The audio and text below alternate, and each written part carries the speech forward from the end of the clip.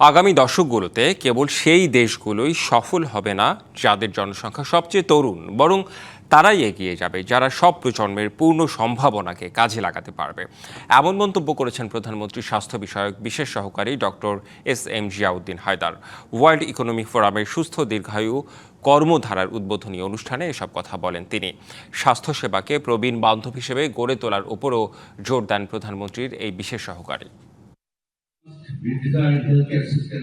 আমাদের স্বাস্থ্যসেবা ব্যবস্থাকে প্রবীণ বান্ধব হিসেবে গড়ে তুলতে হবে, সেই সাথে প্রতিরোধমূলক, সমন্বিত এবং কমিউনিটি ভিত্তিক হিসেবেও নতুন করে সাজাতে হবে। প্রাথমিক স্বাস্থ্যসেবা ব্যবস্থায় অসংক্রামক রোগ, মানসিক স্বাস্থ্য, শারীরিক দুর্বলতা, অপুষ্টি এবং স্মৃতিভ্রমের মতো বিষয়গুলোর নিয়মিত স্ক্রিনিং বা পরীক্ষা অন্তর্ভুক্ত করতে হবে।